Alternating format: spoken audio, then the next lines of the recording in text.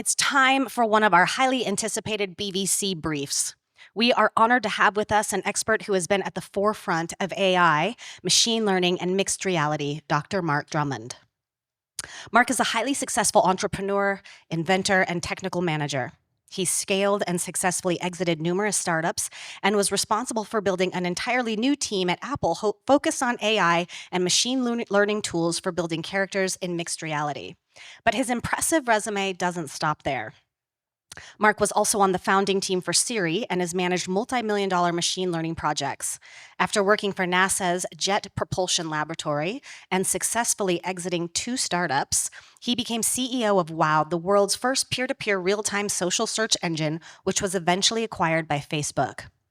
And as part of that acquisition, he sold Google the patent that revolutionized the way we understand the famous PageRank algorithm.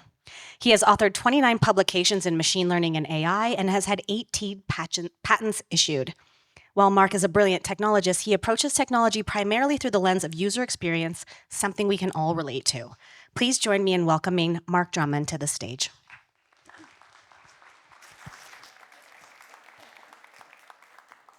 I need a clicker. So I have it on good authority that if you go back 100,000 years, you find essentially modern humans, like us, assuming most of us here are modern humans, which I think is safe, in the sense that if you took a person from 100,000 years ago and you gave them a haircut and you shaved them in a bath and you put them here, clothes, they need clothes, they will fit right in. So we've been around essentially for 100,000 years, and that lets us perform the following thought experiment. Imagine that you are living 100,000 years ago. You don't have the math of today, you don't have the metaphors and mechanisms of today, but you're looking at a rock, and you think to yourself, that is a pretty fabulous rock. And your next thought is, I'm thinking about a rock. And your next thought is, I'm thinking about a rock. And that's AI. The question is, what do you do with such an analysis? Do you have a metaphor or a mechanism or a piece of math that you can use to bring your insights to life? The point is, while you might look at AI today and say, wow, aren't we fabulous? We're kind of failing out. We've been doing this for 100,000 years. I would expect better performance.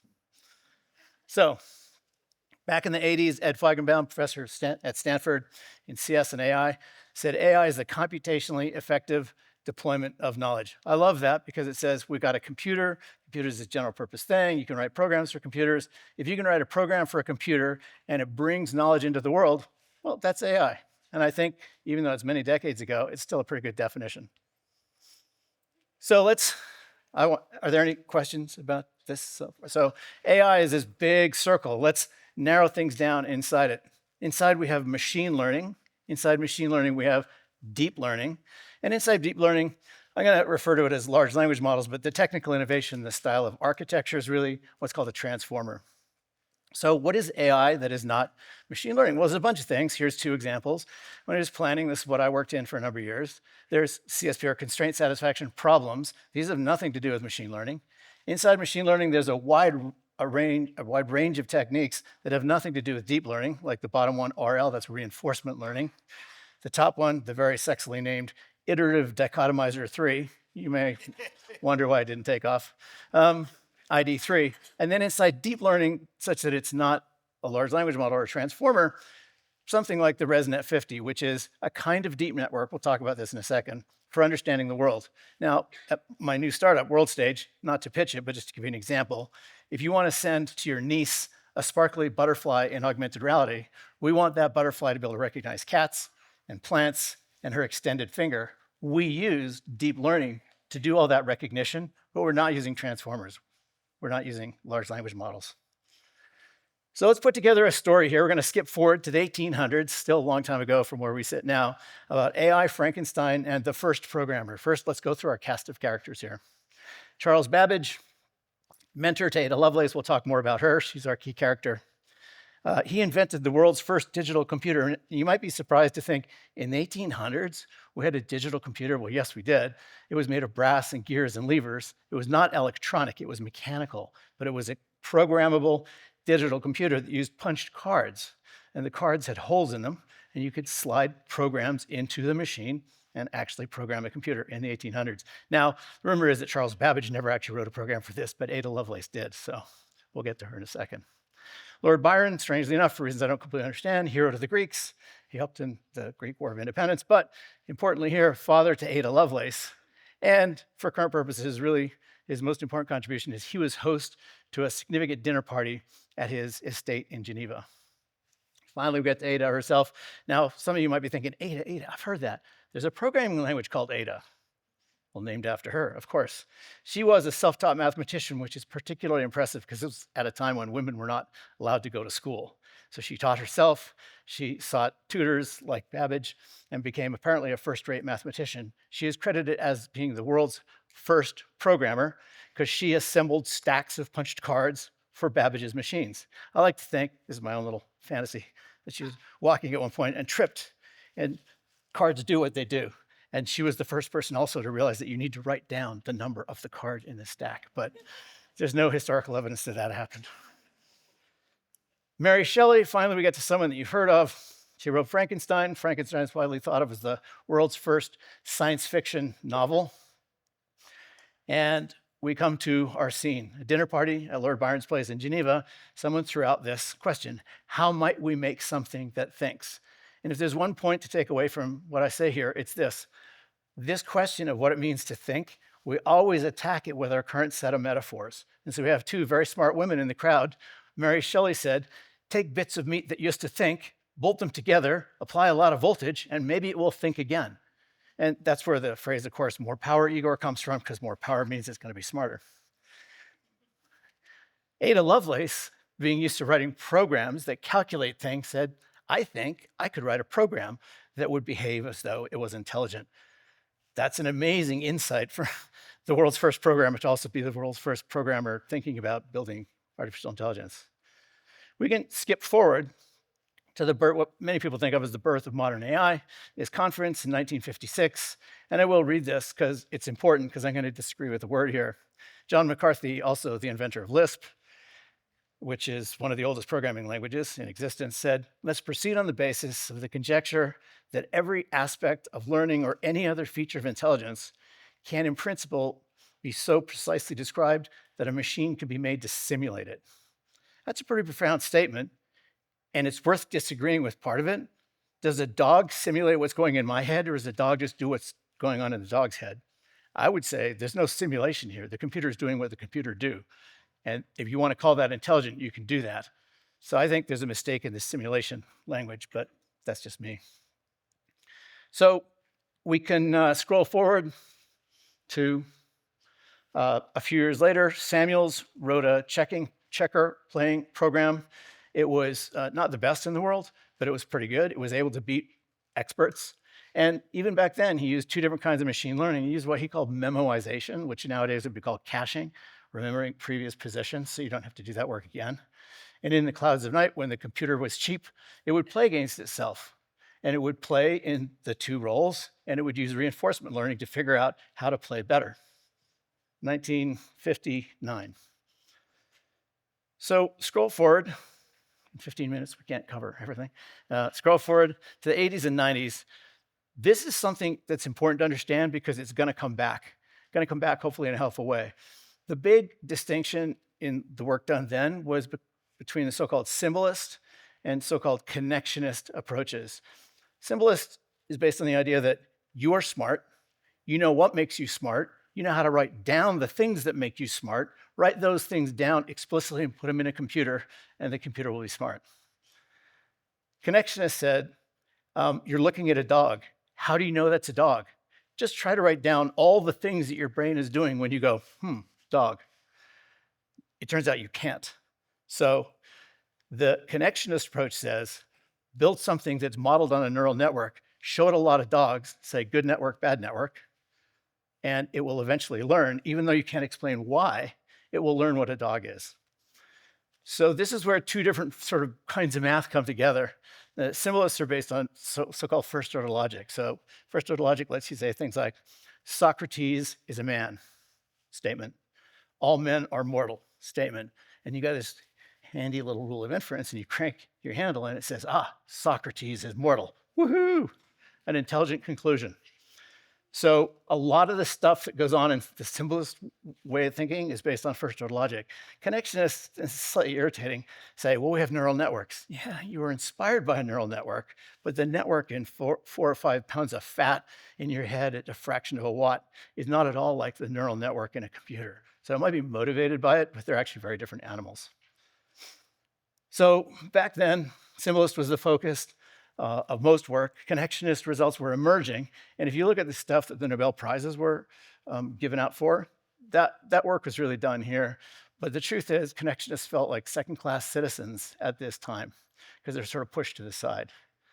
So a lot of great results, scheduling, supply chain optimization, et cetera. Expert systems, you probably heard of that term, were all the rage. Key are other ways of writing down these facts and performing inferences. And I just had to bring up A star. That's not a splot on the screen, that's a star. Although A star was actually invented in the 60s, it's the algorithm that gets you there from here in a GPS system. If you say, I'm here and I want to be there, and you've got some constraints, roads, speeds, et cetera, that's all A star. So you've actually been using A star for decades if you've ever used a navigation system. So one of the things that I had the pleasure of working on was the robotic exploration of Mars. We had the Mars Explorer rovers, Spirit and Opportunity, the Mars Science Lab, Curiosity. We built systems that scientists on Earth could ask to configure the rover in a certain way. So on the vehicle on the left, you see this arm sticking out. That's affectionately known as the RAT, the rock abrasion tool. So a geologist would say, I want the rock abrasion tool on this rock. Well, the rover on the left, Spirit and Opportunity, they're about the size of a small card table, and that plate in the middle is actually a solar cell. So getting to a target and putting the RAT on that target requires thinking about what angle is the sun coming at, when is the sunset, I don't want to freeze, I need to keep enough power so I can stay alive overnight, et cetera. The vehicle on the right is the size of a BMW X5. That's safe to say because X5s come in all sorts of sizes nowadays. And it's powered by what's called an RTG, which is a lump of plutonium-238. It's just hot. It's not a nuclear reactor. It's just a little lump of hot plutonium. And if you build the right circuits around it, you can generate power.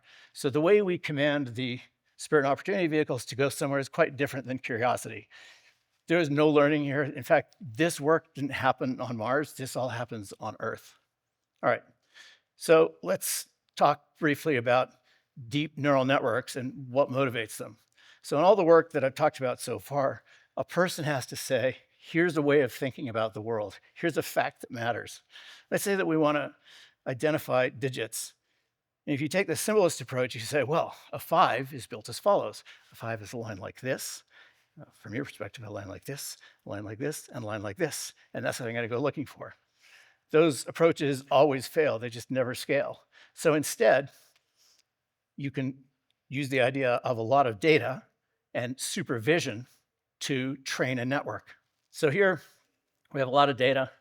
The thing in the top left is going to be a bitmap, but it's going to be labeled with a 0. So we're getting the information about how someone draws it and what it is. The thing to its right is that image and then the label 4. So we're going to take a ton of such labeled examples and we're going to shove them into a neural network. So we have 3 layers. This is why it's called deep, because it's, well, I guess not shallow. It's got an input layer, it's got a hidden layer, and it's got an output layer. So we take the image and we shove it into the input layer. And the output layer is what's called a one-hot vector. That's not in the sense of, wow, that's one hot vector, but it's in the sense that it's a vector at any point in time, only one element of it will matter. So we have the image coming in, we hold the output that we want high, and we say, learn. What does learning mean? It means adjusting the weights in this network so the information is propagated so the output 5 is held high when you present something that looks like that. Now, let me just interrupt myself for a second and say, NVIDIA is the luckiest company on the planet. GPU, what does the G stand for? Graphical, right? What is that all about? That's about floating point math and matrix manipulation. That was designed for the gaming industry. What does this thing do? A lot of floating point math, a lot of matrix manipulation. These GPUs were not designed to do this. They just stumbled into this gold mine. Kind of astounding. Amazing to me. Anyway, let's get back to the point. So we want to train. There's 2 things that need to happen here. One is training, one is inference. Training is going to be taking thousands and thousands, probably millions of input bitmaps and output signals held high and saying, adjust the weights, adjust the weights, adjust the weights. Inference is, okay, all the weights are adjusted. Here's an input. What is that thing?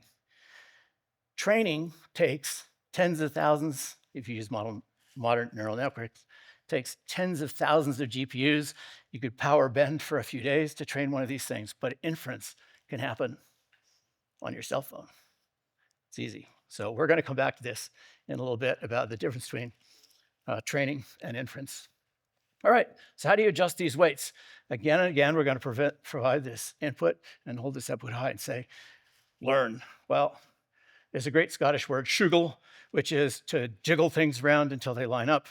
Technically, it's called stochastic gradient descent, but it just means searching through and iterating through the space of weights until you get something that performs well enough. And there's some precise math around what it means to perform well enough. All right, skip forward again, a little potted history here. A large language model or a transformer really is a kind of deep neural network. We're not going to go to the architecture. There's really two steps. First, if we're dealing with text, text is first mapped to tokens. And many of the problems that you see in large language models actually come from how this text to token mapping is done. We're going to skip that for now. But all the network learns to do is predict the n+1th token given n tokens. That's it. So you'd look at this and you say, hang on, I know the old story of the 100 monkeys at the keyboard. Why isn't this like that minus 99 monkeys? Like, why is this intelligent? Why does this apparently work? And one of the things you see in AI is the cleverness in the algorithm or is the cleverness in the data? This algorithm is drop dead simple. It's subtle, it's complicated to build. The intelligence here is purely in the data because these systems are fossicking through, there's a great Australian word, fossicking through the language and image exhaust of all of people for all of time. If you learn patterns in that, it's gonna look smart. It isn't actually smart, it's just a statistical predictor, but it looks smart because it's listened to all of us, everything we've said for all time. All right, so for example, 3,000 first token given 3,000 tokens. I got excited, got ahead of myself. I'm gonna end with some risks, some observations, and some predictions. Risks, existential human race risks, stop. Clutch your pearls somewhere else. It's not gonna happen. If you want, I'll explain more about that, but you have to buy me a beer. Unemployment risks, absolutely. Like any of these technical shifts, there will be waves of unemployment around the perimeter of this technology. If you deal with text or images or video or audio, yes, gird your loins because things are changing fast around you, and either retool and learn how to use these new tools or plan on early retirement because things are changing there. Unfair and opaque decision risks, absolutely. Can I buy that house? No. Why? I don't know. Can I have that job? No. Why? Some computer somewhere said you can't have it. That's a serious issue. What is AGI? I don't know. I don't care. Years ago, I'll tell you why. Years ago, in working in engineering and science, I realized that if I could take my problem and reformulate it as a mathematics problem, I should do that. Why? Because about 100 years ago, someone way smarter than me already solved that mathematics problem and I'm done. If, however, the thing I'm working on, I decide to reduce it to a philosophical problem, don't. Because people have been arguing about it for over 2,000 years and they still don't have an answer, and that's not gonna move you any farther forward. What is intelligence? I don't know. What is artificial intelligence? I have no idea, and a definition's not even gonna do anything for us there, so I'm not gonna worry about it. Now, having said that, I don't care. I'll tell you that LLMs are not the way to get there. That LLMs are so short in terms of how they, so many shortcomings. They take way too much data, way too much power. They can't reason over time. They can't do planning. These are clearly not the way to get to AGI. But they're great, fabulous tools, and can you use them today?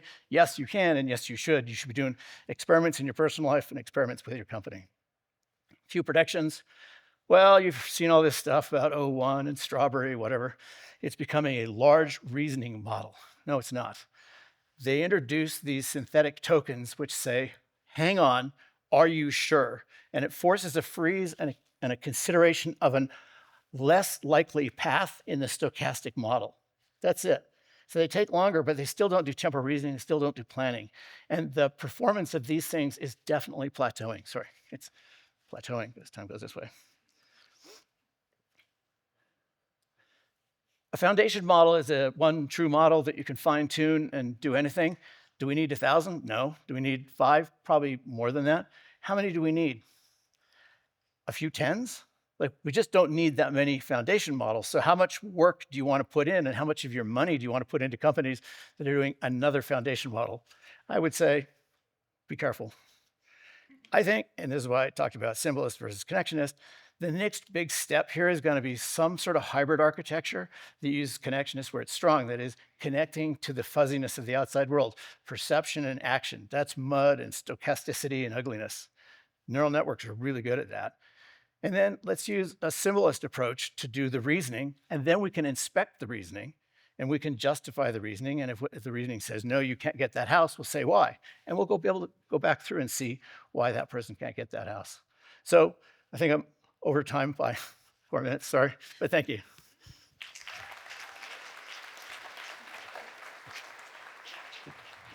I'll give you this because this looks like a dangerous thing. 4 minutes well spent, in my opinion. Okay, thanks. You really have one of my favorite brains, Mark. Really? It's one of my all-time favorite brains. It's remarkable. How about some questions for Mark? In the meantime, we could give him another round of applause.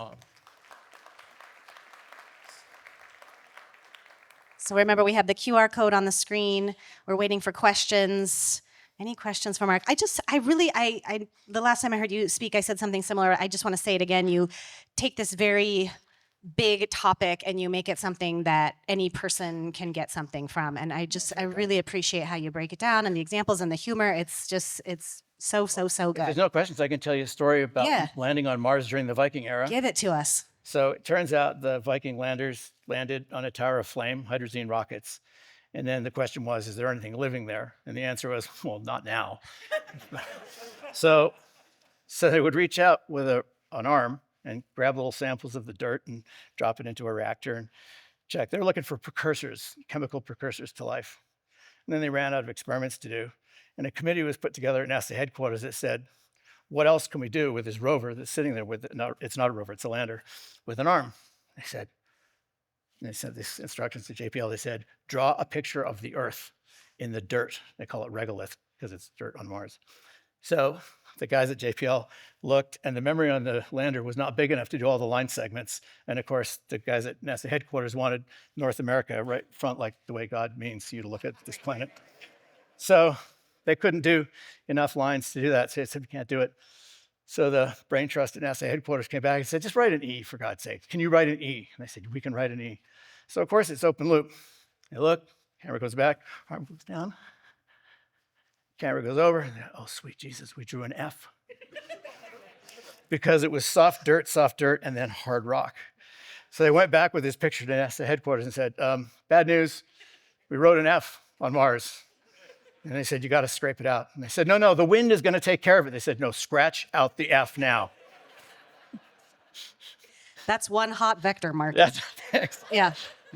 What, if anything, stops us from achieving the SAYS thesis you describe of symbolist thinking and LLMs?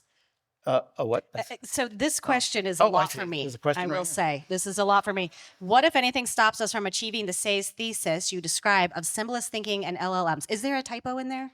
Or is it me? I think you're saying what are the big blockers in doing this integrated architecture? You got it. And I think right now it's mostly politics and money. There's this huge, and power, that's right, thanks, Bobby, power. There's a lot of people who want to say, this is the answer. What was the question again? Because this is the answer. And you're seeing folks tussle this out. Like they say, real innovation in science requires people to retire or die. And that's actually true here. There's enough money and enough careers built on the success of transformers that people will go to their grave before they give them up. So it's the standard thing in science. We like to think science is all about a discussion. It's like, I think this and you think that, and we debate. It's like, no, people hang on to these ideas. And so I think it's going to be a while. Basically, it's going to take new grad students, people who have nothing invested, to say, hey, what about this? And we'll start to see little inklings of this in the next 5 years. Yeah, I was going to say bring children in.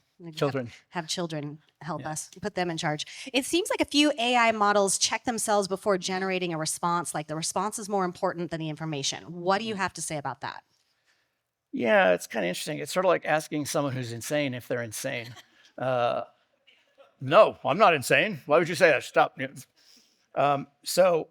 What I see people doing is, adjusted gross income. I love that. Now that I know, look here, I'm just going to stand and look. Don't look at it. Look at Don't questions. look at Don't it. look at that. One of the approaches that I see being taken, and a colleague of mine, Rao Kampampati, who's a professor at ASU, is using formal external checkers, constraint satisfaction systems and planning systems, and things that really understand math and time. And they're checking the output from these large language models.